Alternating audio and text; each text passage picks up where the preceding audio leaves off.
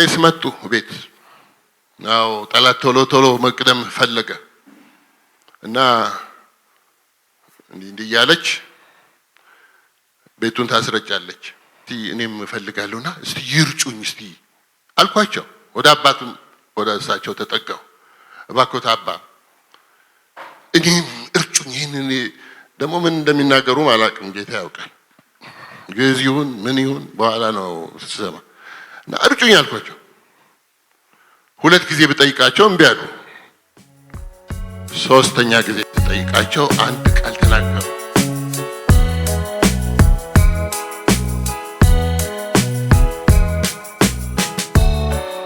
እሱ ክብር ስጡት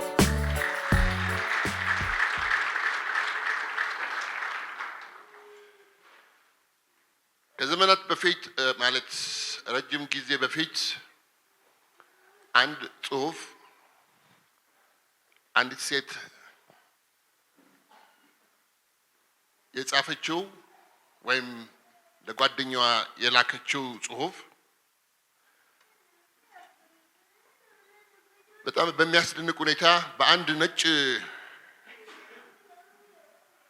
ሎክ ላይ አንድ ብቻ ቃል ነው የጻፈችው ትልቅ ነው የጠየቀቻት ጥያቄ ኢየሱስ ክርስቶስ አሁንም ካንቺ ጋር ወጣት ነው ወይ ብላ ጻፈችላት እሷ ሩቅ ቦታ ናት ያለችው እችም ደግሞ ስትጽፍ በሙሉ ሉክ ስትመልስላት አሁንም ከኔ ጋር ያለው ኢየሱስ ወጣት ነው ብላ ጻፈች ክርስቶስ ኢየሱስ በዕብራውያን 13 ቁጥር 8 ላይ እንደሚናገረው ለዚህ ነው ያልኳችሁ እግዚአብሔር ቃል እውነት ስለሆነ ትላንትናም ዛሬም እስከ ዘላለም ድረስ እግዚአብሔር ልጅ ኢየሱስ ክርስቶስ ያው ነው አይለወጥም ክብር ለጌታ እንሰጣለን ቆመና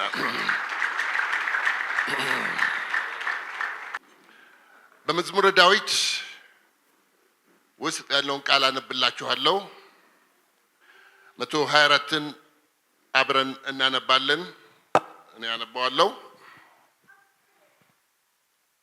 ቁጥር 1 እግዚአብሔር ከኛ ጋር ባይሆን እስራኤል እንዲህ ይበል እግዚአብሔር ከኛ ጋር ባይሆን ሰዎች በእኛ ላይ በተነሱ ጊዜ ቁጣቸውም በላያችን በነደደ ጊዜ በዛን ጊዜ ሕያዋን ሳለን በዋጡን ነበር በዛን ጊዜ ውሃ ባሰጠመን ነበር በነፍሳችን ላይ ፈሳሽ ባለፈ ነበር በዛን ጊዜ የጎርፍ ውሃ በነፍሳችን ላይ ባለፈ ነበር ለጥርሳቸው ንክሻ ያላደረገን እግዚአብሔር ይባረክ ነፍሳችን እንደ ወፍ ካዳኝ ወጥመድ አመለጠች ወጥመድ ተሰበረ እኛ አመለጥን ረድኤታችን ሰማይና ምድርን ከሰራ በእግዚአብሔር ስም ነው ይላል ክብር ለጌታ ይሁን እንጸልያለን ይህ ሁለተኛ ጊዜ ይመስለኛል ያለፈው አመት መጥቻለሁ ይመስለኛል እውነቱም ደግሞ መጥቻለሁ እና ምናልባት ያያችሁኝ ሰዎች እንዳላችሁ ተስፋ አደርጋለሁ መዘምራንም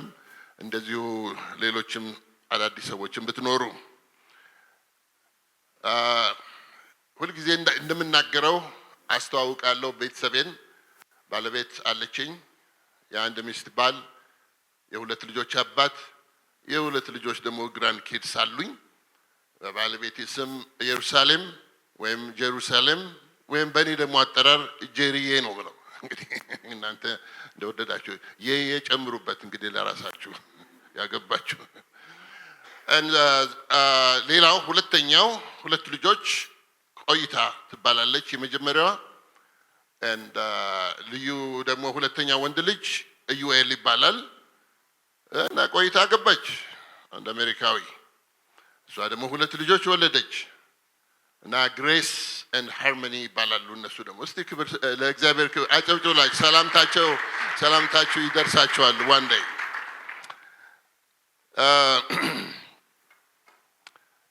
በተለያዩ ጊዜያቶች ውስጥ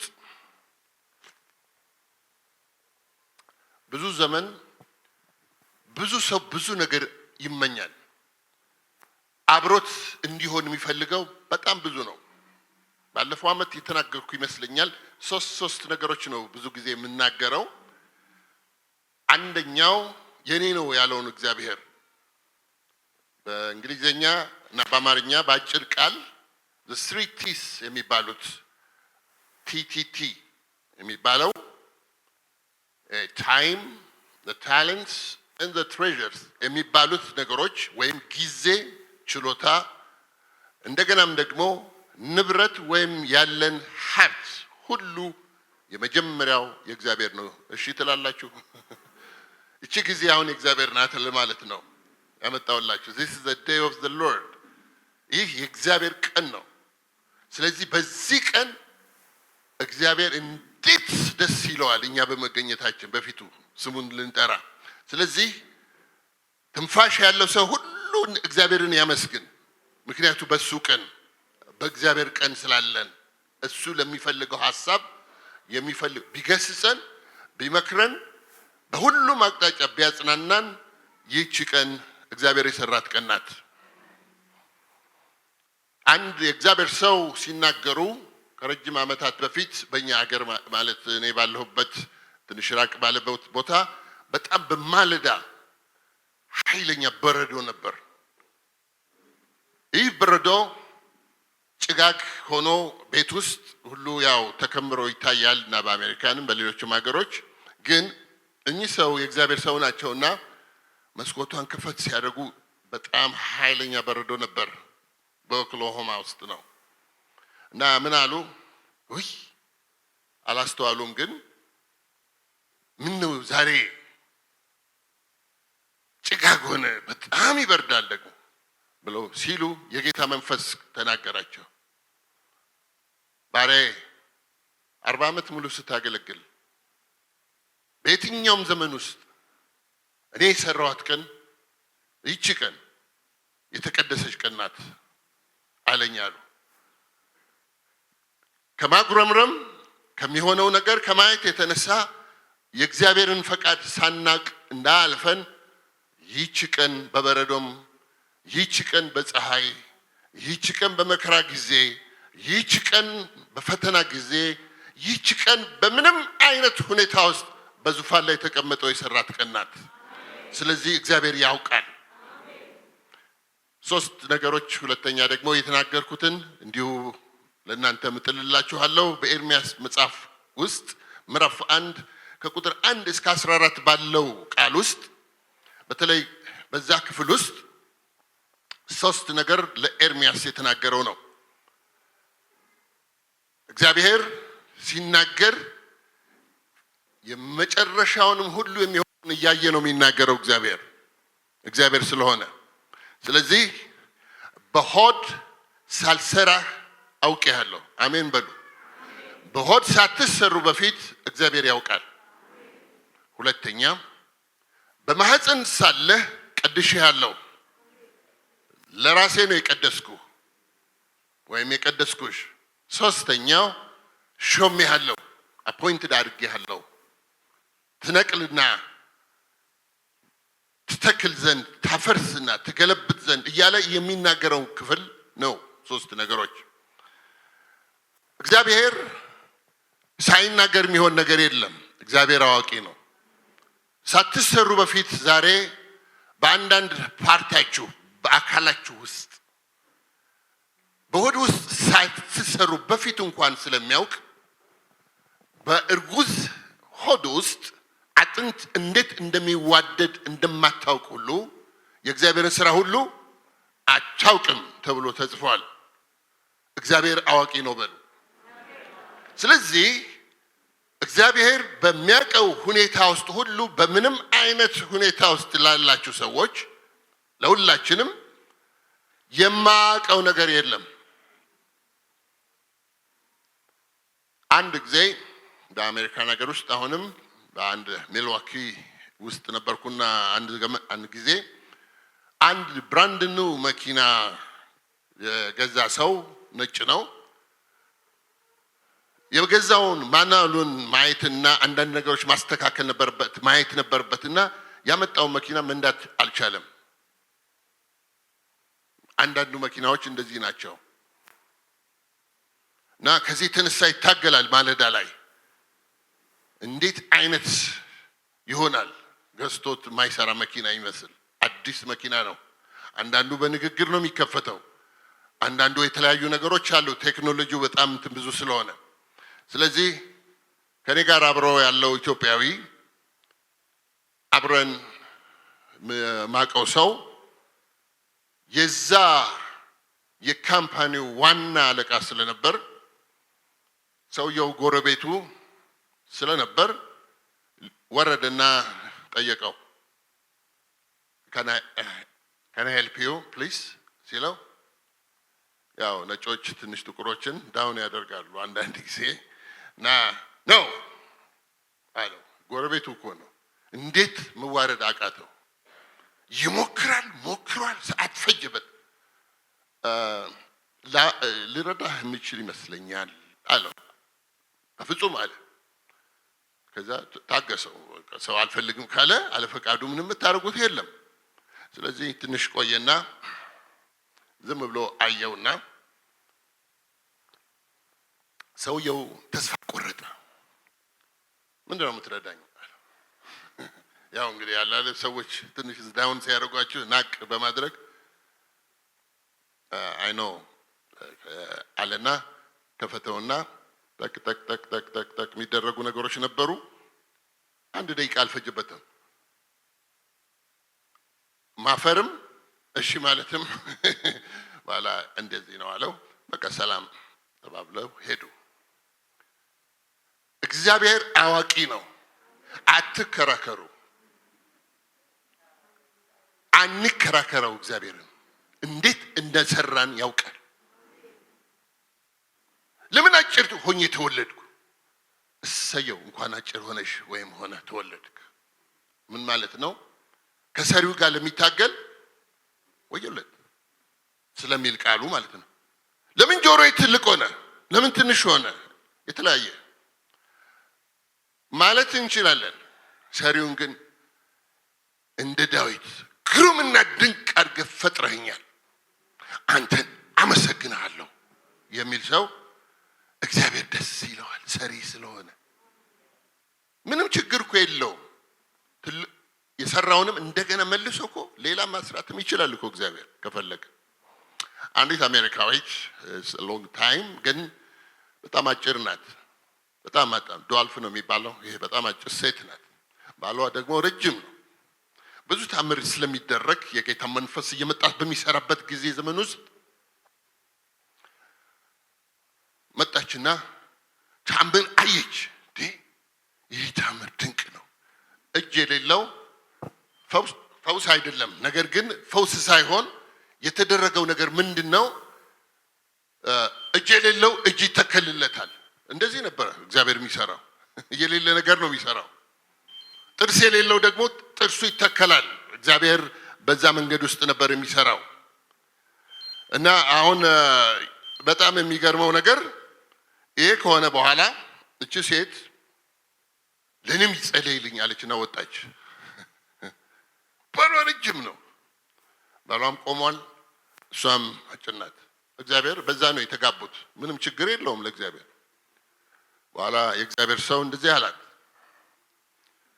ምንድነው የምትፈልጊው አላት። አሁን ሚራክል ልክ ከባሌ ትከሻ ጋር እኩል እዚህ ጋር እግዚአብሔር ይሰራል አምናለሁ አለች።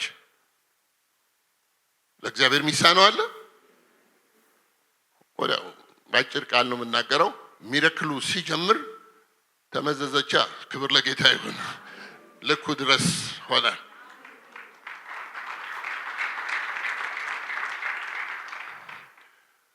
ብዙ መልካም ነገሮች እግዚአብሔር ለሚፈልገው ነገር ምንም እንደማያቅተው ልነግራችሁ ነው ዛሬ። if God is with us እግዚአብሔር ከኛ ጋር ከሚል ነው የምናገረው። ከኔና ከናንተ ጋር ያለው ትልቅ ነው።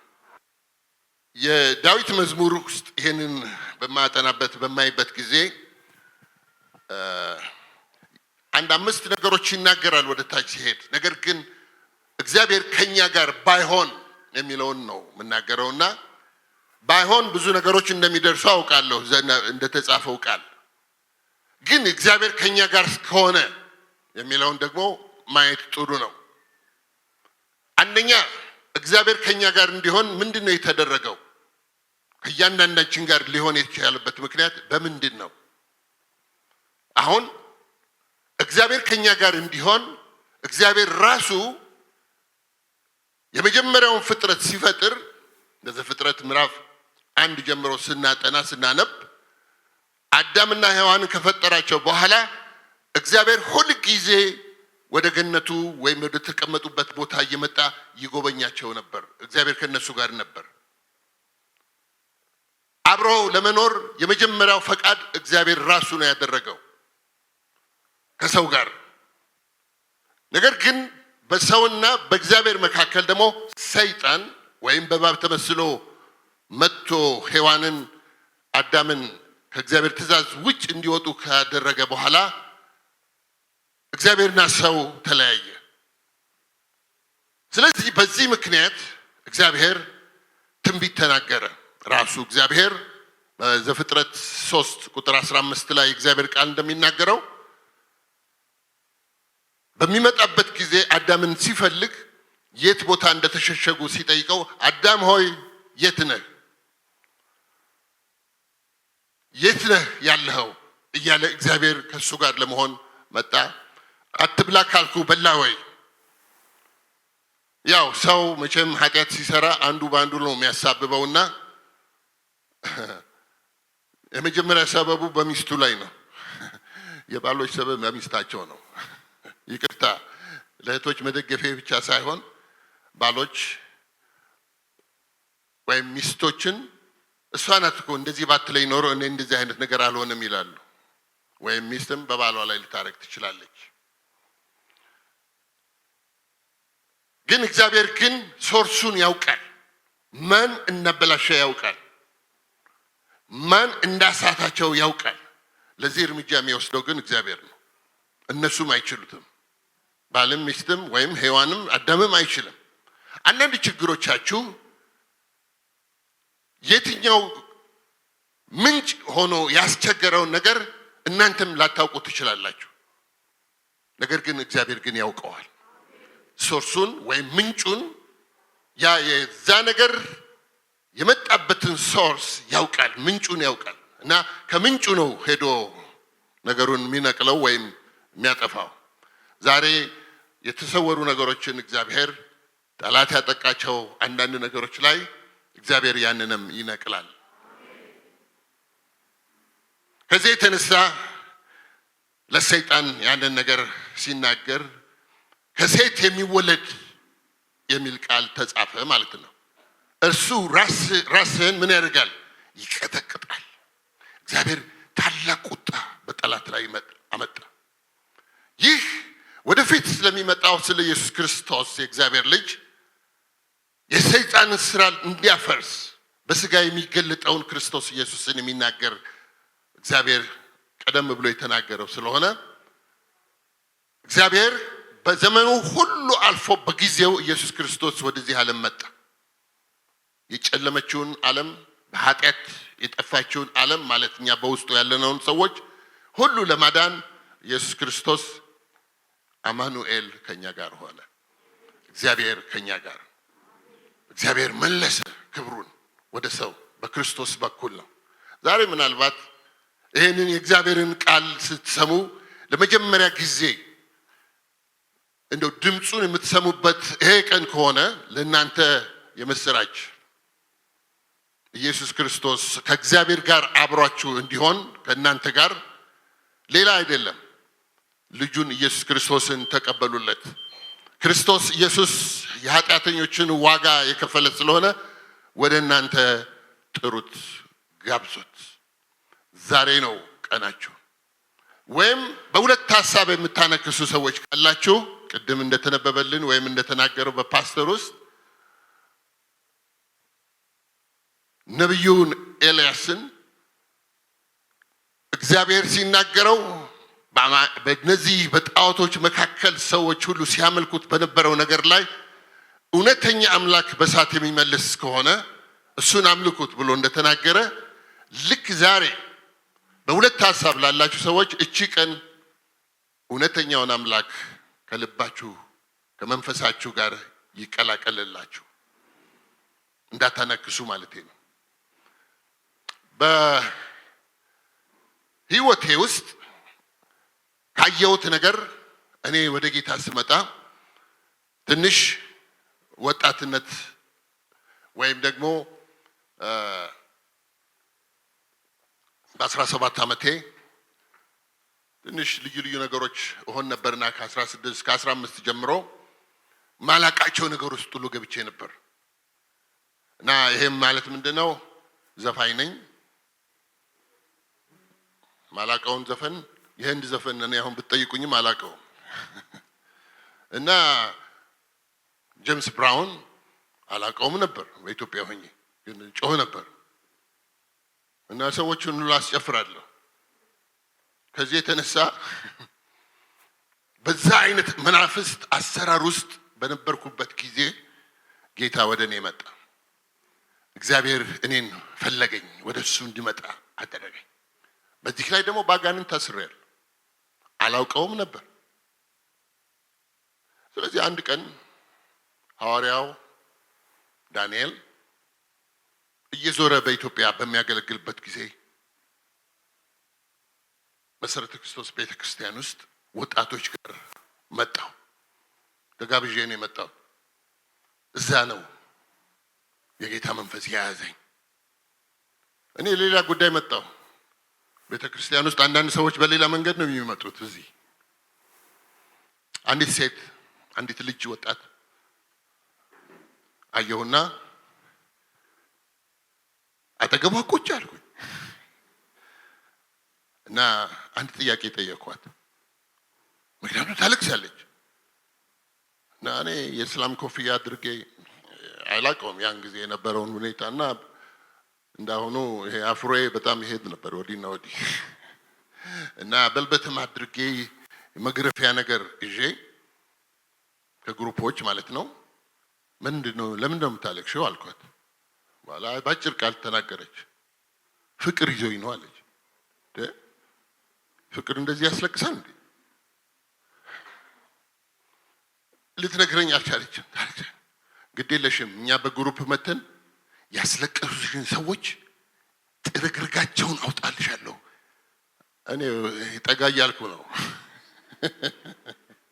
ጌታ እኔ ሊይዘኝ ነው። anyway በዛ ሰዓት ውስጥ ነው በተከታተልኩ አንድ ወር ያህል ዝም ብዬ መጣሁ። ምክንያት እያደረኩ እሷን ለመያዝ ሰማለሁ። እግዚአብሔርን ቃል ደግሞ ዱም ዱም ዱም ይላሉ። እነዚህ ዱም የሚሉት ነገር ምንድን ነው? ዶርዝኛ ነው? ምንኛ ነው? ለካ በኢየሱስ ደም ነው የሚሉት እነሱ። እኔ አላውቅም ነበር ያ ሲገስጹ ማለት ነው። እና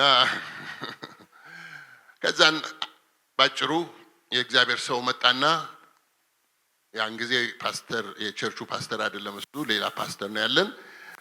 እየዞረ ሲያገለግል የጌታን ቃል ይዞ መጣ ፓስተር ዳንኤል እና ልክ ሲሰብክ የኔን ህይወት ታሪክ ነው የሚናገረው። ያመጣኝ ሰው ነው የነገረው አልኩና ሁለቱንም በቦክስ መትቼ አመልጣለሁ ብዬ በሩን ላይ አየው በደንብ። አሁን ሁለቱንም መታቸዋለሁ ብዬ ጠላት ይፎካከራል ውስጤ። እኔ ሊጥለኝ እኮ ነው ጠላት። ጌታ ግን እየቀረበ ነው አብሮኝ ለመኖር። ልክ አጠገቤ መጣ፣ ጨረሰና መልእክቱን ፓስተር ዳንኤል እንደዚህ ፊት ለፊቴ ሲመጣ ያን ጊዜ መቼም አጭር ነው እሱ፣ እኔ በጣም ቀጭንና ረጅም ነኝ። አሁን አይቻለሁ እንዴት መትቼው እንደምሮጥ ነው እሱ። ኢየሱስ ክርስቶስን ትወዳለህ ወይ ሲለኝ ተገለባበጠብኝ። ቆም እወደዋለሁ አልኩት። ለጊዜው እወደዋለሁ አልኩት። በቃ ታንግ ነው የሚናገረው እሱ። ጣሊያንኛ መሰለኝ ደግሞ አሁን ይሄ ጣሊያንኛ ተምሯል እያልኩ አሰላስላለሁ እኔ። ከዛ ዞር ዞር አለና መጣና እጁን ሲጭንብኝ ወደኩ። አሁን ራእይ ነው ማየው። ራእይ የሚባልም አላውቅም። ዛሬ የምነግራችሁ ለዚህ ነው። እናንተን ከእግዚአብሔር ጋር አድርጎ አብሯችሁ ሊሆን የሚፈልገው እግዚአብሔር በተለያየ መንገዶች ነውና የሚመጣላችሁ በህይወታችሁ ዘመን ላይ የትኛው ክፍል ላይ እንደሚመጣላችሁ እናንተ ታውቃላችሁ። ስለዚህ በእግዚአብሔር ቃል ወደኔ ሲመጣ ራእዩ እንደዚህ ነው። በተኛውበት ማለት በዛ በተወደኩበት ቦታ ላይ የማየው የነበረው አንድ ነገር ነው። በረሃ ውስጥ ነበርኩ፣ ምድረ በዳ ውስጥ፣ በጣም ኃይለኛ በረሃ ውስጥ እና እዛ ውስጥ ሆኜ 3 ናቸው አንቀው ሊገሉኝ። ከዛ ከበረሃ ውስጥ ዛሬ ገደልህ ሲሉኝ አንድ ድምጽ መጣ። ማን ያድነኛል ከነዚህ ስል እየበረረ መጣ ከሰማይ። ብርሃን ነው ግን ልነግራችሁ አልችልም። ፊቱን ማየት ግን አልቻልኩም። ኃይለኛ ብርሃን መጣ። እንደገና ልክ እንደዚህ ጣራው ጋር ሲደርስ ማን ያድነኛል ስለው እኔ አድንሃለሁ ብሎ ወረደና ተቀመጠብኝ። ክብር ለጌታ ይሁን። እነዚህ 3ቱ ከኔ ተለዩ። ስለዚህ ላገኘው ፈለኩኝ። ዘለልኩና ሊይዘው ስል የለም። አሁንም ብጨፍር የለም። ግን ደስታ ተሞላው። በኋላ ጋሽ ዳንኤል ቁጭ በላለኝ ነገረኝ። ምን አየህ አለኝ።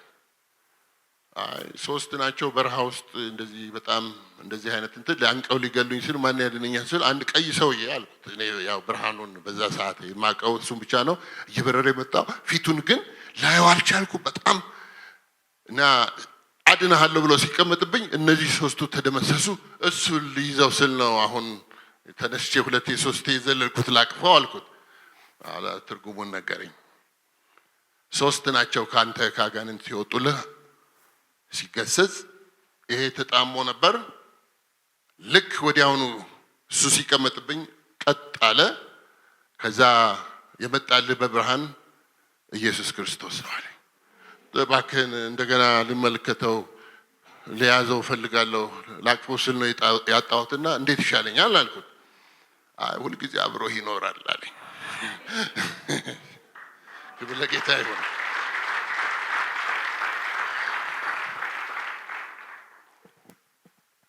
እስከዛ ድረስ እነዚህን ሁሉ አመታቶች አሁን ወደ 54ኛው አመት ላይ ድረስ ጌታ በይበልጥ ወደሱ እንድጠጋና እሱ ከኔ ጋር እንዳለ ብዙ ነገሮች አየሁ። ከዚህ የተነሳ ይህንን ኢየሱስ ክርስቶስ ስላላገኙ ሰዎች በየትኛው መንገድ ውስጥ ጌታ እንዲያገኙ ይሄ ነው እግዚአብሔር በልቤ የሰጠኝ ፍቅር። ስለዚህ ወደ ቤተሰቦቼ ጋር መጣሁ። እግዚአብሔር ከኛ ጋር ነው ብለው ከሚሉት ቤተሰቦቼ ጋር በኦርቶዶክስ ቤተክርስቲያን ውስጥ ነው የሚያመልኩት። እናቴም ግን አላወቀችውም፣ አባቴም አላወቀውም፣ ወንድሞቼም አላወቁትም፣ ሌሎችም እና እባካችሁን እያልኩ መለመን ጀመር። መች በልመና ይሆናል መውጣት ያለበት ካልወጣ በስተቀር እና ከዚህ የተነሳ ማስታወሰው ለጌታ ክብር እግዚአብሔር ከኛ ጋር እንዲሆን ኢየሱስ ክርስቶስን ወደ ልባቸው ካልጋበዙ ከባድ ነው እና እናቴ ጣዖት እያመለከች እግዚአብሔር ከኛ ጋር ነው። ይሄ ብቻ አይደለም፣ ሌሎቹም ደግሞ ሰዎች እየመጡ የኦርቶዶክስ ቄሶች እውነቱን ነው የምነግራችሁ ለጌታ ክብር እየመጡ ውሃ ይረጫሉ ወይም የሚፈልጉትን ነገር ያደርጉ ነበር። አንድ ቀን ግን በቃ በልቤ ውስጥ አዘንኩ፣ አለቀስኩ። እመን አንተና ቤተሰቦችን ሁሉ አድናለሁ ብሎኝ ነበር። ሐዋርያት ሥራ ምዕራፍ 17 ቁጥር 34 ላይ ተስፋ ቃል ሰጥቶኛል ለኔ ከዛ በፊቱ በመሆንበት ጊዜ። አንድ ቀን እንደዚህ ሆነ። እናቴ 3ቱ እህቶቼ ምሽት ላይ እንደዚህ ተቀምጠዋል። እኔ ፊት ለፊት ቆሜ እያለቀስኩ ነው የምነግራቸው። በጣም የሚወዳችሁ ነው ጌታ ኢየሱስ የሞተላችሁ ብዬ ብላቸው አንተ መንግስተ ሰማያት ስትገባ እኛ አትገቡም ስንባል እስቲ እናያለን ይላሉ፣ ይፎክሩብኛል። በድንገት በእንደዚህ አይነት ሁኔታ ውስጥ ግን ጌታ አንድ ነገር ማምጣት ፈለገዋለክ እንዳውቀው። ትንሽ ዳያሎግ እንደዚህ ስናደርግ አታልቅስብን ሂድ ወደ መኝታ ክፍል ሲሉ በድንገት አንድ ነገር ተፈጠረ። Father, I give all glory right now. በናዝሬቱ ጌታ በኢየሱስ ክርስቶስ ስም የሚል ውስጤ ሲመጣ እናቴ በዚህ እህቶቼ በዚህ ወደቁ ብዬ አሁን ማየት ጀመርኩ። ምን እንደሚደረግ አላወኩም። ልምምዱም የለኝም። እናቴ አፏ ተጣሙ። በቃ ላጅ ብላቸዋል። እህቶቼ ወደቁ። ምን ላድርግ? የሞቱ መሰለኝ። አንድ 10-15 ደቂቃ ያህል በቃ ወዴት ልሂድ? ምን ላድርጋቸው? ገደላቸው ማለት ነው ብዬ እኔ የጠራሁት የጌታ ስም ነው ከውስጥ የወጣውና ሞቱ ብዬ አየሁ። አይንቀሳቀሱ። ብጮዝ ማን ይመጣል? ከዛ ትንሽ ጊዜ 10-15 ደቂቃ ካለፈ በኋላ እህቴ ታላቋ እህቴ እሷ አንድ ነገር እንዴት እንደነቃችም አላውቅም። እግዚአብሔር እኔንም ለማሳረፍ ስለፈለገ እሷ ተነስታ በጣም በኃይል እንዲህ ስታይ እናቴን በጣም አድርጋ ቀሰቀሰቻት። ወይኔ እናቴ ሞተች ያል በጣም ትጮህ። ሌሎቹንም ስትቀሰቅስ ነቁ። ልክ ሲነቁ ግን አሁን መለስ ሲልላቸው አሁን ልቤ ተመለሰና አየኋቸው። ሄዱ ለምኝታ ክፍል ግባ ያሉ ጮሁ። እኔም ገና ልጅ ነኝና በጌታ ያው ፍቅር ነው እና ያዘኝ። እንደዚህ አልኳቸው። ስተቴንም ነው የምናገረው ነኝ።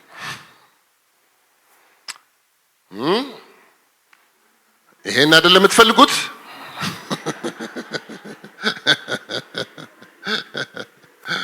እስካሁን ይገርመኛል። የጌታ ስም ነው ያደረገው። መጨረሻ እነዚህን ቤተሰቦቼን አንድ በአንድ አሁን ፓስተሮች ናቸው ወንድሞቼም ሌሎችም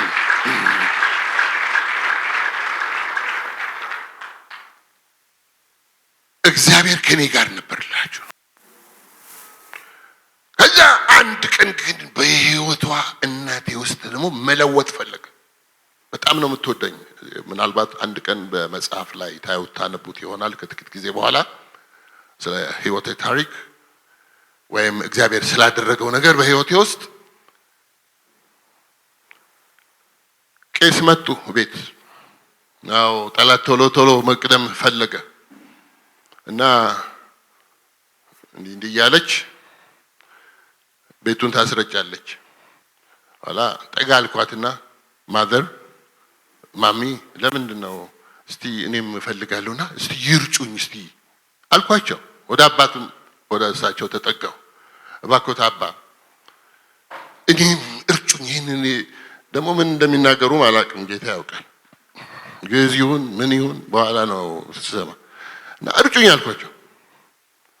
2 ጊዜ ብጠይቃቸው እምቢ አሉ። 3ኛ ጊዜ ተጠይቃቸው አንድ ቃል ተናገሩ። እቺ ቃል እስከ ዛሬ ተተክላለች ማለት ውስጤ አለ። የእግዚአብሔር ቃል አይደለም ግን እንደዚህ ያሉኝ፣ ይሄ ምንኛ የተጣወረው ነው አሉኝ። የተጣወረው ታውቃላችሁ? እንግዲህ አማርኛ ፍቱ እናንተ። እንግዲህ ብዙ አይገባኝም፣ ግን የተጣወረው የተያዘ ከክፉ መናፍስት ጋር ብለው ይመስለኛል ሲናገሩ። በድንገት የጌታ መንፈስ በኃይል በውስጤ አለፈ። በናዝሬቱ ጌታ በኢየሱስ ክርስቶስ ስም ስል ወደቁ እሳቸው።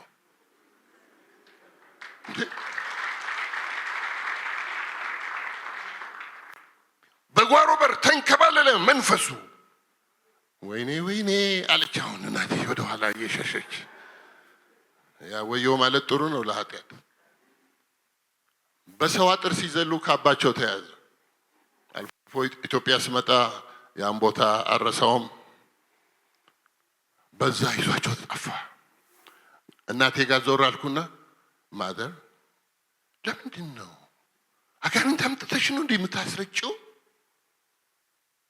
እኔ አላውቅም ማለት እኔ ያችን ጣዖቷን ያችን ሙዳዋን እዛ ስታመልክ የነበረውን እንድትጥል ነው የፈለኩት፣ ጌታ ጋር እንድትሆን። በያውጭና ጣዩ ከዚህ በኋላ አለ ክርስቶስ አይሆንም ስላት አንተ አውጥተህ ጣልልኝ አለች። አሁን አንተ አውጥተህ ጣልልኝ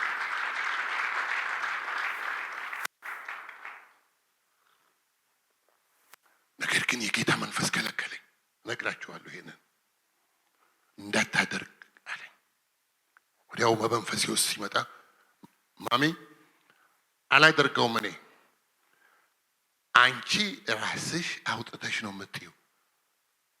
እምነት ለካ የግል ነው። አንቺ ሆነሽ አውጥተሽ የምትይው አልፈልግም በቃኝ ብለሽ ከዚህ በኋላ ኢየሱስን ለማስገባት ማለት ነው። ያን ጊዜ አውጥታ ሽንት ቤት በሙሉ ጣለች። እሷንም ጌታ ነፃ አደረጋት።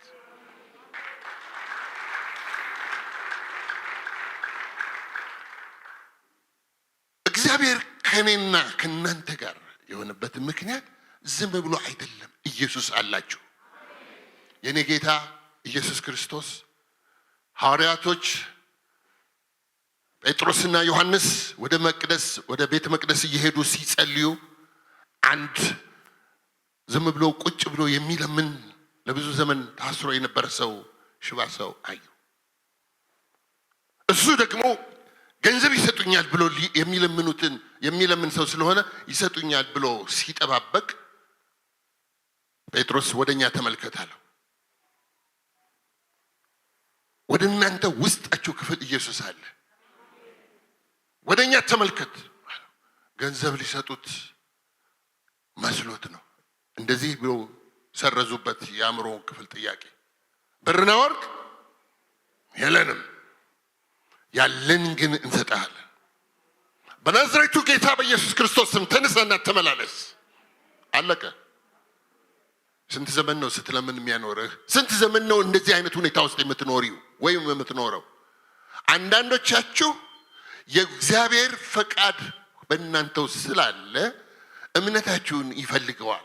የምታምኑትን ነገር እግዚአብሔር በውስጣችሁ የሚቀመጠውን ነገር እግዚአብሔር ያየላችሁን ነገር እንድታዩ የእምነት አይኖቻችሁ እንዲከፈት አስፈላጊ ነው። እኔ ይሄንን አይቻለሁ። የሞተ ይነሳል እግዚአብሔር ሲናገር። እግዚአብሔር ኤልሻዳይ ነው፣ ከቶ የለም የሚሳነው።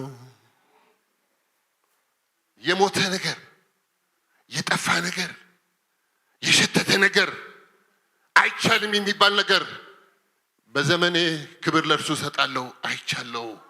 ሲያስነሳው ከራሴ ህይወት ከቤተሰቤ ህይወት አንዳንድ ነገር ውስጥ ሁሉ ሲሰራ ያየኋቸው በጣም ድንቅ ነገሮች እግዚአብሔር ከኛ ጋር በመሆኑ የተነሳ አብሯቸው ከሐዋርያቶች ጋር አብሮ ይሰራ ነበር ጌታ።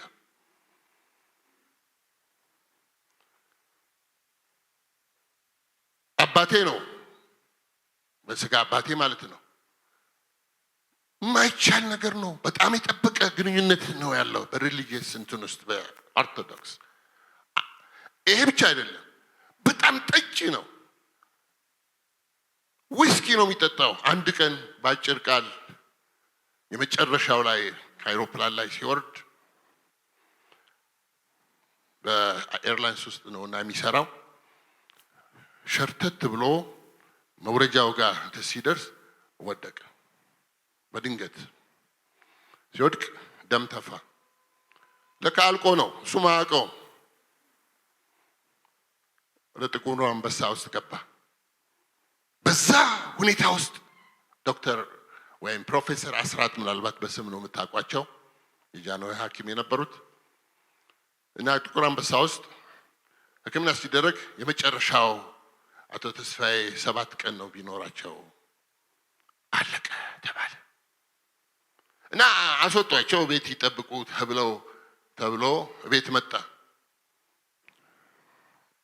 እንዳልኳችሁ እግዚአብሔር ተስፋ ቃል ሰጥቶኛል። እመን አንተና ቤተሰቦችህ ትድናላችሁ የሚል ሲነግረው የነበረው ነገር ሁሉ እምቢ ያለበት ጊዜ አሁን ኮማ ውስጥ ገባ። መናገር የማይቻልበት ጊዜ እና አዘንኩና ተንበረከኩ። ስጸልይ እንደዚህ ሆነ። በዛ ባለበት ሁኔታ ላይ ገናዥ ነው የሚባለው፣ ግን የሚገንዝ ሰው አንድ ሽማግሌ ያው ቀኑ እንትን ስለሆነ ይጠብቃሉ የመጨረሻውን እንትን ለማድረግ ሌሎቹ መፍሮ ያዘጋጃሉ፣ ፕሪፓሬሽን ያደርጋሉ። ለአንዳንድ በቃ ለለቅሶ አዘንጉና ጸልይ። ባጭር ቃል ጌታ ሆይ ሳይድን እንደው በዚህ አይነት ሁኔታ ውስጥ ሆኖ ለምን ይሞታል እባክህን እያልኩ ጸልይ። እኚህ ገናዡ ሰውዬ ሲናገሩ ነው በጆሮ የምሰማው። አረሳው መሳቸው ነው አንዳንዱን። አይ ልጄ ይወዱህ ነበረ፣ አይዞህ መቼስ የማይቀር ነገር ነው ይላሉ። በኋላ መጸለይ ሲጀምር እግዚአብሔር እንደዚህ አለኝ። ለጌታ ክብር ነው የምነግራችሁ። እድሜውን ቀጭያለሁ አለኝ። ውስጤ ሲመጣ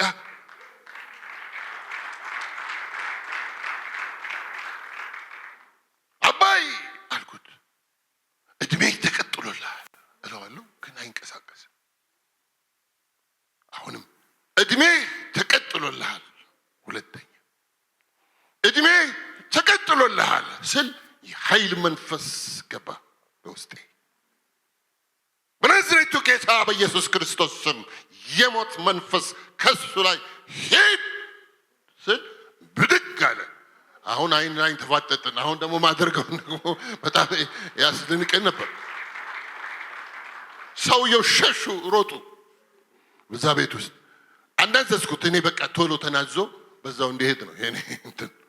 ኢየሱስ ጌታዬ ኃጢአተኛ አናዘዝኩት። ጌታን ተቀበለና ወደ ፔሎው ላይ ወደ ትራሱ ወጣው። ከክፍል ውስጥ መጮህ ጀመርኩ። እናቴን አባዬ ከሞት ተነስቷል፣ ኑ እባካችሁ። ልጅ ያበደ ብላ እሷ ደግሞ ብዙ ጮኸች። ኖ ቶሎ እርዱት። አፉ ተጠረገለት ደሙ ምናምን። ባጭር ቃል አባቴ ከዛ 7 ቀን ከተባለው አለፈ። 1 ወር አለፈ፣ 2 ወር አለፈ። ባጭሩ ተውት፣ አመቱን ልቁጠርላችሁ ይሻላል። እዚህ ቤት ተቀጥሏልና አይ ቲንክ ከ25 እስከ 28 አመት እግዚአብሔር ክብር ይውሰድ አኖረው።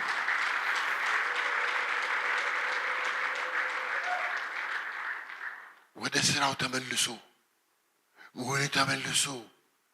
ተዝናንቶ ሌሎችንም ሁሉ ጎብኝቶ እግዚአብሔር ከእናንተ ጋር ነው። መቀጠል ይችላል። አንዳንድ ነገሮቻችሁን ይመስላችኋል። አንዳንድ ሁኔታዎቻችሁ ላይ እግዚአብሔር የሚፈልገው ነገር አለ። ይህንን ልነግራችሁ እፈልጋለሁ። ሊቀጥልላችሁ የሚፈልገውን ነገር እግዚአብሔር እንዴት አድርጎ እንደሚያገናኛቸው መስመሮች እንታታውቁ። አሁን ባጭር ቃል በእግዚአብሔር ቃል ልንገራችሁ። አልዓዛር ሞተ። ማርያምና ማርታ ነበሩ አይደለም የጠሩት። በጸሎት ብዙ ጸሎት ጠይቃችሁ ሊሆን ይችላል አንዳንድ ነገሮቻችሁን። ዛሬ ግን እግዚአብሔር ነው የሚያገናኛቸው። የጠፉትን ነገሮች ማገናኘት ስለሚችል ነው የምነግራችሁ። አስቀድሜ ጠሩት። አልዓዛር ግን ሞቷል። 4ኛው ቀን ፈሷል፣ አይኑም ሌላውም ነገር እና መጣ ቤታቸው። መተህ ብትሆን ኖሮ ቀደም ብለህ ብትመጣ ኖሮ ይሄ አልዓዛር ወንድማችን አይሞትም ነበር ብለው አሉት። ሁሉን ያውቃል ብያቸዋለሁ ቀደም ብዬ። እስቲ ቦታውን አሳዩኝ አላቸው። እናንተ ጋር የቀበራችሁት የሸተተውን ቦታ አሳዩኝ፣ ቦታውን ብቻ አሳዩኝ አላቸው። ወደ መቃብሩ ሄደ። ያውቃል ጌታ የሚያደርገውን። ድምፁ ሙታኖች ይሰሙታል። ሲናገር መምጣት ያለባቸው አንድ በአንድ መምጣት አለባቸው። ስለዚህ በጅምላ አይደለም ጌታ የጠራው። በእርግጥ መጽሐፍ ቅዱሳችን ስናጠና ወይም ስናይ የምናውቀው፣ ምክንያቱም ተነስ ቢል ኖሮ አሁን ትርምስ ይፈጠራል። የሌላም ሰው ሬሳ ሁሉ ነበር የሚነሳው፣ ምክንያቱም ተነስ ብቻ ስለሆነ። ግን ስፔሲፊክ ለአንዳንድ ነገሮች ጌታ አልዓዛር ውጣ ይላል። ያሰረሽን ገመድ ጌታ ልቀቅ ይለዋል። ሃሌሉያ! የጌታ መንፈስ የህይወት መንፈስ ስለሆነ ለሚሞት ስጋችሁ የእግዚአብሔር መንፈስ ከእናንተ ጋር ከሆነ ህይወት ይሰጠዋል፣ ይናገራችኋል፣ አጥንቶች ይሰማሉ፣ ድምፁ ያውቁታል። ፋዘር አይ ጊቭ ኦል ግሎሪ ራይት ናው። የጌታ መንፈስ የህይወት መንፈስ ስለሆነ የሞት መንፈስ እሱ ላይ ስለነበር የበሰበሰ ነገር ስለሆነ ስለዚህ አልዓዛር እንደተገነዘ ወጣ ይላል መጽሐፍ ቅዱስ። ሰው ያሰረውን ሰው ነው የሚፈታው። ከሞት ማስነሳት የማን ነው? የጌታ ነው። ፍቱትና ይሄድ አላቸው። እናንተ ናችሁ የገነዛችሁት። አንዳንድ ገንዛችሁ ያስቀመጣችኋቸው እኔ አልናገርም ከዚህ በኋላ ብላችሁ አስራችሁ ያስቀመጣችኋቸውን ነገሮች በእምነት ጌታ እግዚአብሔር የሚፈልገው ነገር ወደ እናንተ ሲያመጣ ፍቱትና ይሄድ። በእምነት ልቀቁት። የሞተ ነገር ላይ ስልጣን ያለው ጌታ ስለሆነ ነው ምነግራችሁ። ከኛ ጋር እስራኤል ከኛ ጋር እግዚአብሔር ባይሆን ኖሮ ሊውጧቸው የነበረውን ነገር በሙሉ ጠላቶች በሙሉ እነዚህን ሁሉ ሊያደርጉ የሚችሉትን ሁሉ ባደረጉብን ነበር። ግን ከኛ ጋር ያለው ከሁሉ በላይ ነው። አንድ ነገር ልንገራችሁ። በእግዚአብሔር ቃል በሁለተኛ ነገሥት ምዕራፍ 6 ላይ የተጻፈ ቃል ኤልሳ እና ጊያዝ አሉ። እውነት ነው እኮ ጊያዝም ኤልሳም አንድ እኩል ነው የሚያዩት። የሶሪያ ጠላቶች በመጡባቸው ጊዜ ግን ይላል የእግዚአብሔር ቃል ጊያዝ አይኑ ተሸፍኗል እና ጌታዬ ሆይ መጡብን፣ እነዚህ ሁሉ ሰራዊት እኛ አንችላቸው መጡ። ኤልሳ ግን ያይ ነበረ። የውስጥ አይኑ የተከፈተለት የእግዚአብሔርን ተአምር የሚያውቅ ኤልሳ ግን ያይ ነበር በመንፈስ። ከኛ ጋር ያሉት ከነሱ ጋር ካሉት ምን ይሆናል? ይበልጣል። ከኛ ጋር ያለው ሕያው አምላክ እባክህ እግዚአብሔር አይኑን ክፈትለት። የጊያዝ አይን ምን ሆነ ይላል? ተከፈተ፣ እዙም አየ።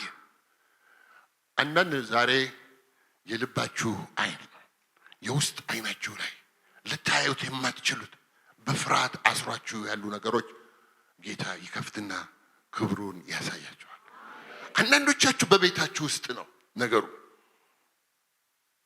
ሚስጥሩ ለእግዚአብሔር ነው የተገለጠው፣ ብቻ ለእኛና ለልጅ ልጆቻችን ነው ተብሎ እንደተጻፈ አንዳንድ ሚስትሪየስ የሆኑ ነገሮች ያላያችኋቸውን ነገሮች ዛሬ እግዚአብሔር ብቅ ይልባታል።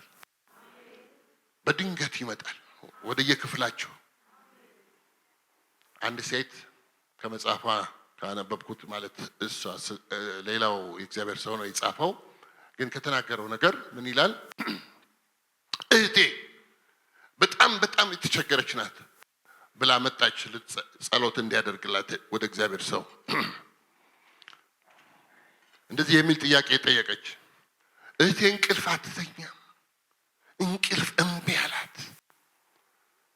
እባክህ የእግዚአብሔር ሰው ጸልይላት፣ እኔ እያየኋት እንዲሁ አይኗ ፈጦ ነው የሚያድረው አለ። የእግዚአብሔር ሰው እንደዚህ አላት፣ ሂጂ እና ለእህትሽ ፔሎን አዘጋጅና ተኚ ብሎሻል ብለሽ። ይሄ እግዚአብሔር ሰው የሚናገረው ምንድን ነው?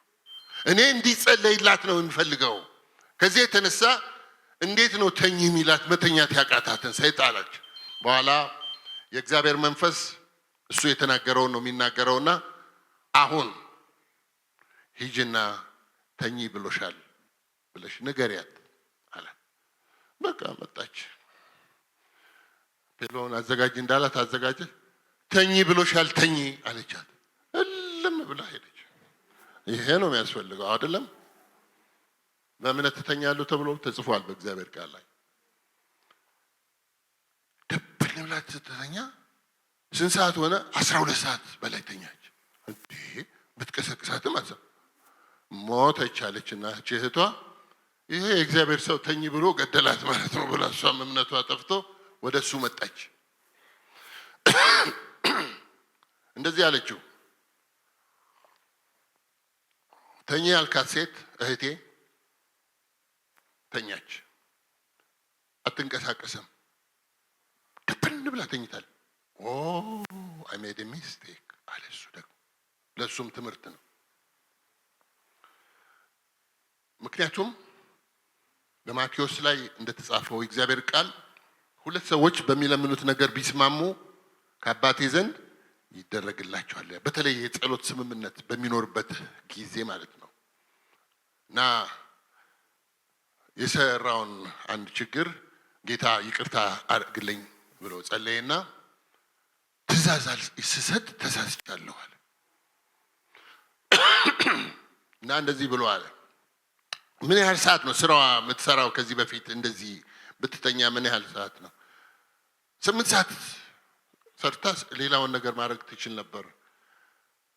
ከዚህ በኋላ ሂጅና 8 ሰዓት ተኚ ብሎሻል። 8 ሰዓት ጥጥት አድርጋ ትነሳለች፣ ወደ ስራዋ ትገባለች። ክብር ለእግዚአብሔር ይሁን። አንዳንድ ነገሮች ከእምነታችሁ እግዚአብሔር ከእናንተ ጋር ሆኖ በግላችሁ የሚያለማመዳችሁ እግዚአብሔር የፈቀደውን ነገር እንድታውቁ እንደ እግዚአብሔር ቃል የጌታ መንፈስ የሚለውን መስማት ጥሩ ነው። የምትፈልጉት ዛሬ ምንድን ነው? እግዚአብሔር ከእናንተ ጋር ሆኖ ከኔ ጋር አለ። አሁን ከእናንተም ጋር እንዳለ አምናለሁ። የምትፈልጉት ምንድን ነው? በምትፈልጉት ነገር ላይ የክብር መንፈስ ይመጣል። የሚሰራው የጌታ መንፈስ ብቻ ነው። ጥያቄው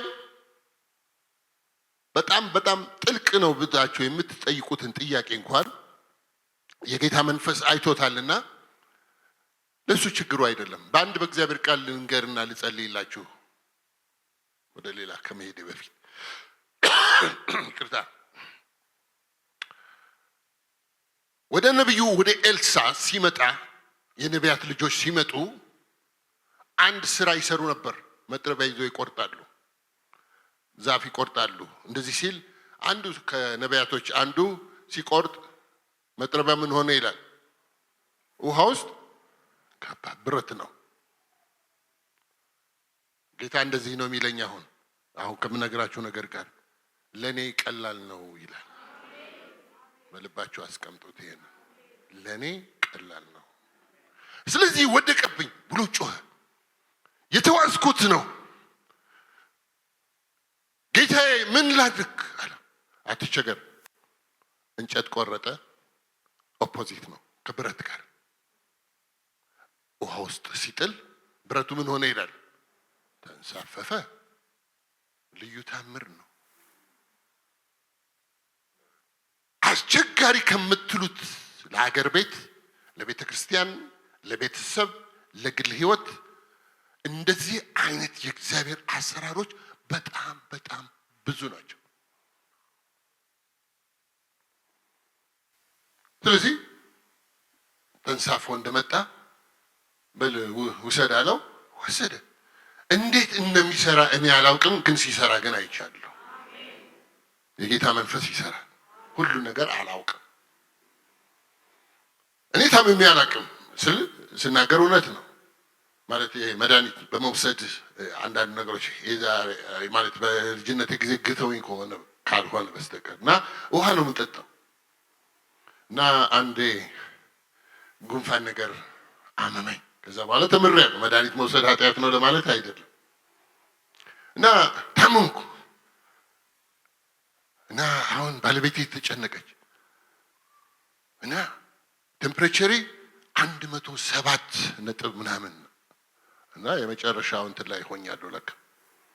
ከዛን አንድ ዶክተር ቤታችን መምጣት ነበረባቸው። ዶክተር ፍቅሬ ከጥቁር አንበሳ ሳይሆን ዳግመም እንዲህ አስታውሳለሁ። እና መጡ። ወደ ቤት ተጠሩና ጄሪ ባለቤቴ ጠራችና አረ ሰለሞን በጣም እንትን ሆኗልና ባኮት ብላ ጠራቻቸው። መጡ። ሲለኩኝ ቴምፕሬቸር ሃይ ነው። የመጨረሻይቱ እንትን ላይ ነኝ ያለሁት በስጋ እውነት ነው። አሁን በፍጥነትችን ኪኒን ዋጥ አሉ። ኪኒን ውጭ አላቅ እና ስላልተለማመዱ ነው እኔ ስላቸው ካልዋጥክ እዚሁ መሰናበት ነው አሉ። እሷ ማለቀሰች። ከዛ በኋላ አፌ ላይ አስገባው ውሃ ሰጡኝ። ወዲያውኑ በመኪና ወደ ሆስፒታል ገባው። አይሲ ውስጥ ገባው። እግዚአብሔር ግን ከዛ በፊት ነግሮኝ ነበር አንድ ነገር። እግዚአብሔር ቀደም ብሎ ይናገራል በሉ እስቲ። ሳይናገር የሚያመጣው ነገር የለም። እንደዚህ ብሎ ነበር የነገረኝ፣ ግን በጊዜው ግን አልተረዳሁትም። ከጨካኝ ጡጫ እቤዣለሁ ብሎኝ ነበር።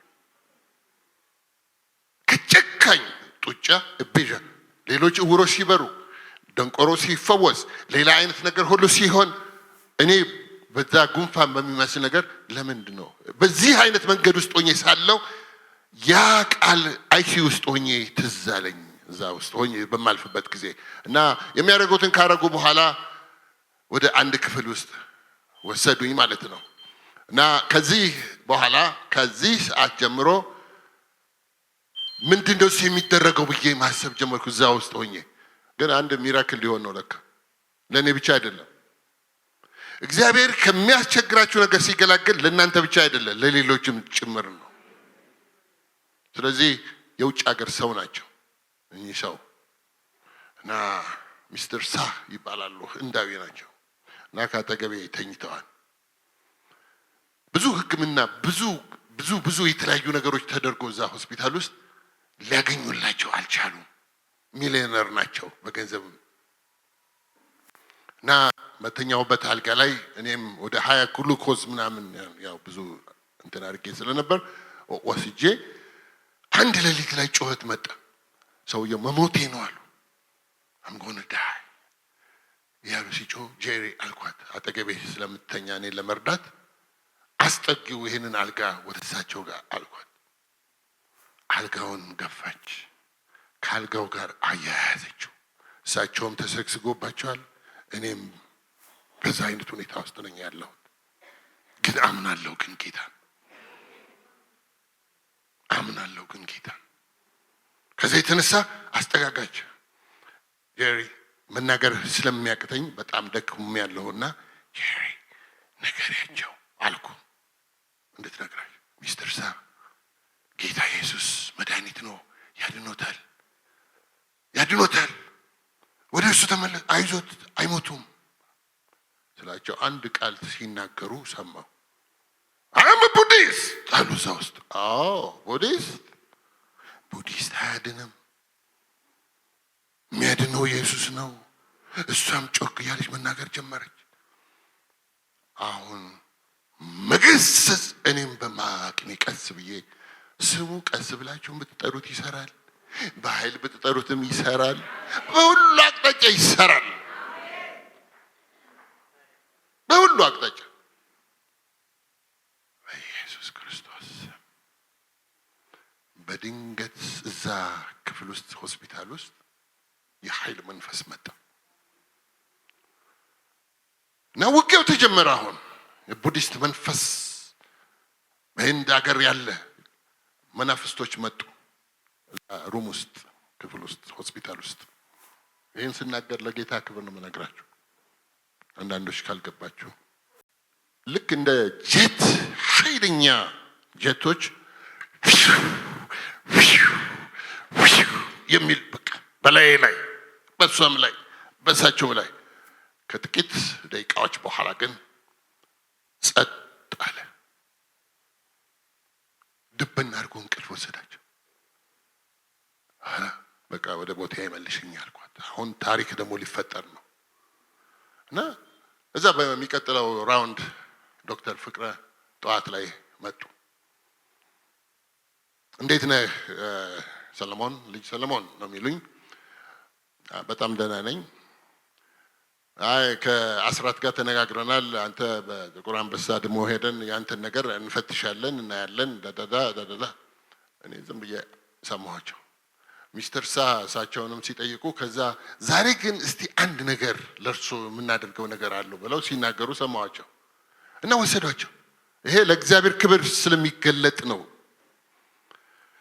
እንደገና በፊት ያነሷቸውን ኤክስሬ እንደገና ሌላ ኤክስሬ ሲታይ ልክ ያማታ የተመታው መንፈስ ልክ ሲሄደው ሲነሱ በዚህ በኢንተስታይናቸው እንትን ላይ በጣም ማይኑት የሆኑ ተላጣጥፈው ምግብም የሚወስዱት ሁሉ አይቪ እንኳን መውሰድ የማይችሉ ከ64 ኪሎ 34 ኪሎ ደርሰዋል። 34 ኪሎ እንግዲህ አስቡት፣ አልቀዋል ሰውየው። ከዚህ የተነሳ ያ ስለተገኘ ለኦፕራሲዮን ቀን ለሳቸው በሚቀጥለው ቀን እንዲደረጉ ሲወሰን ሚስታቸው መምጣት አለበት አሉ እና በአጭር ቃል ከቦምቤይ ሚስትየው እንድትመጣ ምክንያቱም ሊሞቱ ይችላሉ ብለው ስላሉ በእነሱ ሂሳብ እውነት ነው። ወላ እንደዚህ ሆነ። መጣች ሚስትየው ለኦፕራሲዮን ሐሙስ ቀን መስለኛል። እንደዛ ሲደረግ አስደናቂ የሆነ ነገር ሆነ። ከዛ ሐሙስ ቀን ላይ ኦፕራሲዮን እናደርጋለን ብለው በወሰኑት ቀን ያ ከመድረሱ አንድ ቀን እዛ ሆስፒታል ውስጥ እኔም ስላለው ልክ ተመሳሳይ ሌሊት ላይ አሁን መሞቴ ነው አለቀልኝ አሉ። አሁን አስጠግኝ አልኳት። ጄሪ አስጠግው አሁን አልኳት። ይሄ ከታወቀ እግዚአብሔር አንዱን ገልጧል፣ ሁለተኛው ግን ፈውስ ነው። ስለዚህ ተጠጋጋን በአልጋውና አልጋው።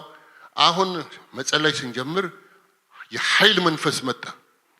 ጄሪ ዋቀብኝ የምለውን ጄሪ አልኩ። አሁን የኃይሉ መንፈስ በሁለታችንም ላይ አለፈ እዛ ክፍል ውስጥ። እኔም ተፈወሱ፣ እሳቸውም ተፈወሱ። ከዚህ የተነሳ እኔ የማደርገው ነገር በቃ እጄ ላይ ያለውን ለመገነጣጠል መንጋት አለበት። ሌሊቱ ጠዋት ላይ መምተው እና ማውጣት ያለባቸው ነገር እንዲያወጡ እና ከዚህ የተነሳ ለእሳቸው መፈወሳቸውን ለምን አናረጋግጥም ለራሳቸው ብለን አንድ ነገር ተደረገላቸው። እኛ ነን ያደረግነው። ምንድነው? ባለቤት የተነሳችና ለኔ ሾርባ ተሰርቶ የቺክን ሾርባ፣ እሳቸው ቬጂቴሪያን ናቸው፣ በልተውም አያውቁም። የተሰራውን ነገር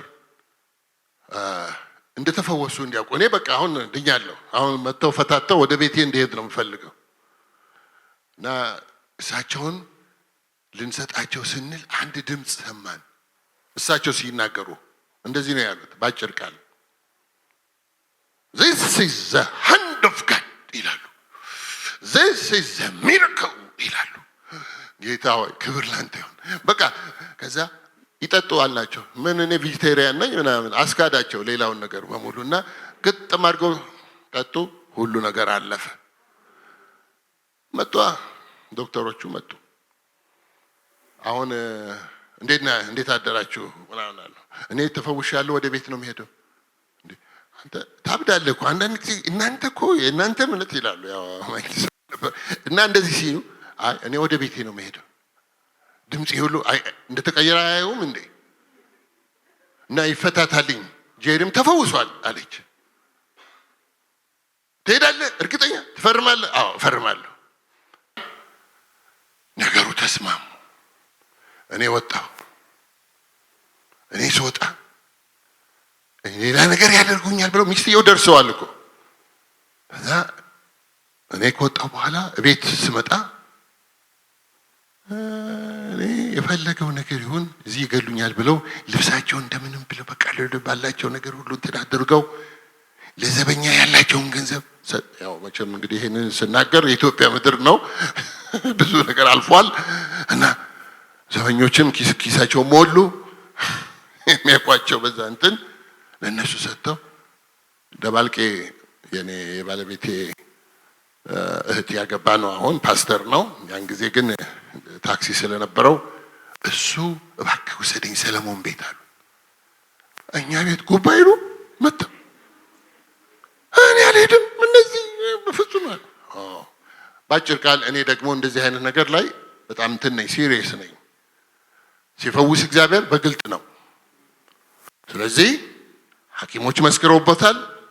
ይሄ ነገር አለ ብለው ኤክስሬይ ሁሉ ተያይዟል። እንደተፈወሱ ራሳቸው ምስክር መሆን አለባቸው ሆስፒታል ውስጥ። ስለዚህ ይመለሱ አልኳቸው። ሚስትየው መጡ፣ ጌታን አገኙ፣ እዛው እኛ ቤት መጡ። ከዛ መለስኳቸው።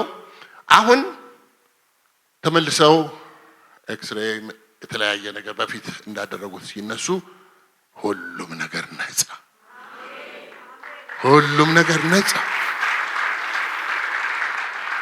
ሚስተር ሳ ወደ ሀገሮት መሄድ ይችላሉ፣ ነፃ ነው። ኦፕራሲዮን ምንም ነገር የሚደረግ ነገር የለም አሉ። ባጭር ነገር ልነግራችሁ የፈለኩት ጠላት የሰወረውን አንዳንድ ነገሮች አጥቅቷችሁ ማታውቁት ነገር ሲኖር የጌታ መንፈስ ይገልጠዋል። ውጊያውን ሰልፉን የሚመራ እግዚአብሔር ከእናንተ እያባረረ ይነቅለዋል። ሸፍኖ ሊገላቸው ነበር። የዚህ ኢትዮጵያ ውስጥ የህንድ ትምህርት ቤት የተከፈተው ባለቤቴ ማስተማሪ ሆና እዛ እንድታስተምር የሆነበት በፒያሳ አካባቢ ምናልባት አንዳንዶቻችሁ የምታውቁት ከሆነ በዚህ በሚሊዮነሩ በሳቸው ሚስተር ሳ ምን ላድርግ ብለው አስተባብረው ነው የተከፈተው ትምህርት ቤቱ በፒያሳ አካባቢ። ወረድ ብላችሁ እኔ አሁን ፒያሳም ለካ ጸድታለች፣ ብዙ ነገር ሆኗል እና አላቅም። አሁን እንትኖቹን ጌታ ከእናንተ ጋር ነው፣ ከአንቺ ጋር ነው፣ ከአንተ ጋር ነው። በቤት ያለ ጌታ። ከተቸገርሽ ከተቸገራችሁ ጌታ እስኪገልጥላችሁ ግን ሙጥኝ በሉት። ዛፍ እንኳን ይዞ አንድ ሰው ሙጥኝ ካለ ሙጥኝ ብያለሁ ይልና ይተዋል አይደለም? አንዳንድ ቦታዎች ላይ ሲነገር በተረትም እያለው ጌታ በቃልህ ካላችሁት ከቃሉ በስተኋላ ይመጣል ጌታ። ከዚች ቀን ጀምሮ ለበረከት እንድትሆኑ ለማድረግ ሰልፋችሁን ሊመራ እዛ ቁጭ ብዬ ቀደም ብሎ ሲነግረኝ የነበረውን ነገር በመንፈሴ ውስጥ እያወጣው እያወረድኩ ነበርና በአንድ ነገር ነው እግዚአብሔር አሁን የሚገለግላችሁ። በጣም በሚያስደንቅ ሁኔታ ነው እስራኤል ነፃ ሲወጣ እግዚአብሔር ኃይሉን በሚገልጥበት ጊዜ በአንድ ቃል የተደበቀውን ነገር በሙሉ የጨረሰ እግዚአብሔር ብቻ መሆኑን ለማሳየት ማለት ነው፣ የማንም እንዳልሆነ። በዮሳፍጥ ዘመን ይላል ዜና መዋዕል ምዕራፍ 20 ላይ እንደተጻፈው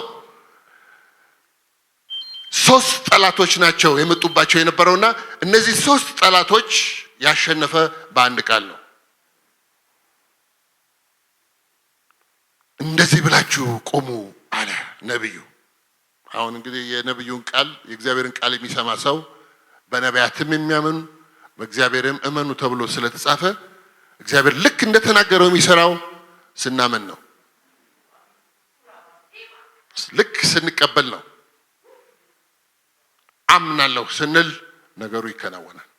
ስለዚህ እንደዚህ ብላችሁ አለ። መዘምራን በጣም ጌታ ይባርካችሁ። በጣም የአምልኮ መንፈስ በእናንተ ላይ ወርዶ ብዙ ነው የተባረኩት።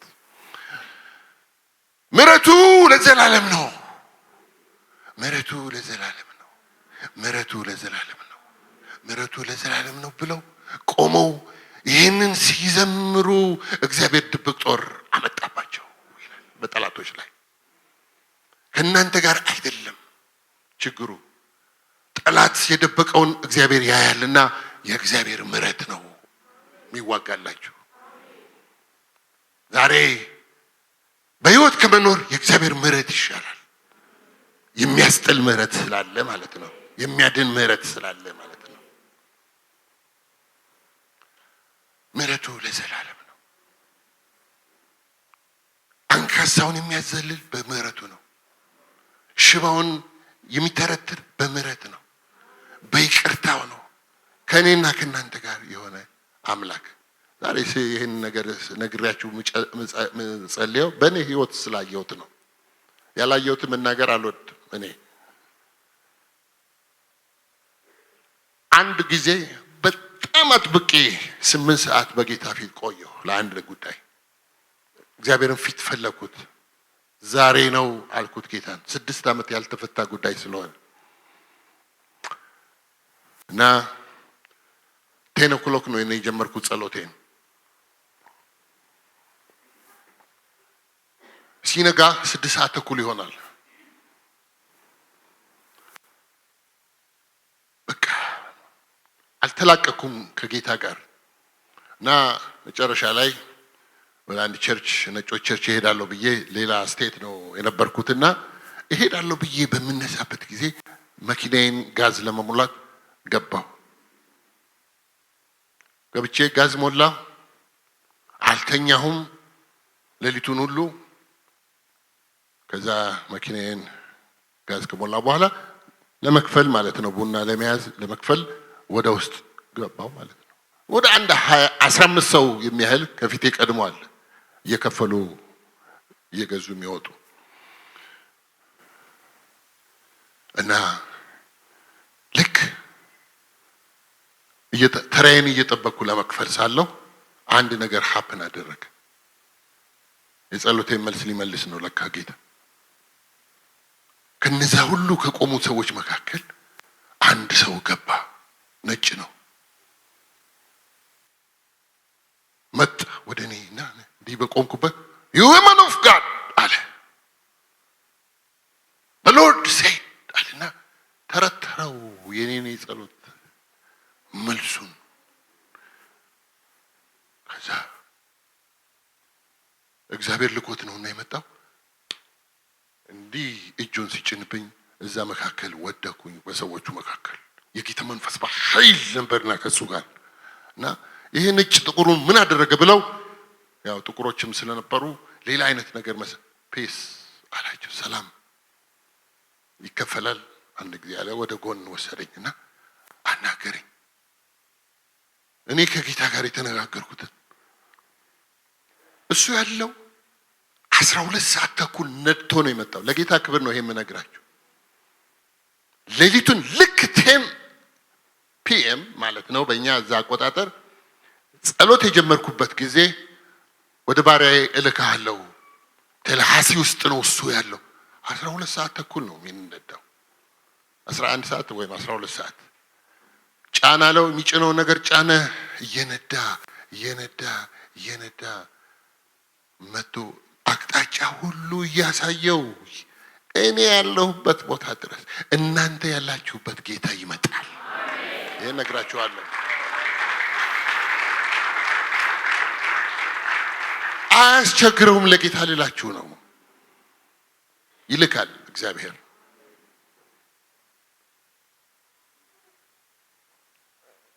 ከዛ አንድ ምልክት ሰጠኝ።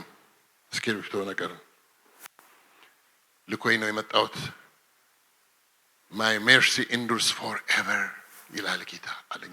ሌሎች ብዙ ነገሮች ተናግሮኝ ስለ ቤተሰብ ተናግሮኝ ስለ ልዩ ነገሮች ወላልባት ወደፊት መጽሐፍ ላይ ታገኙታላችሁ። ግን ይሄ ብዙ ነገሮች ሆነው የእግዚአብሔር ምሕረት ለዘላለም ነው።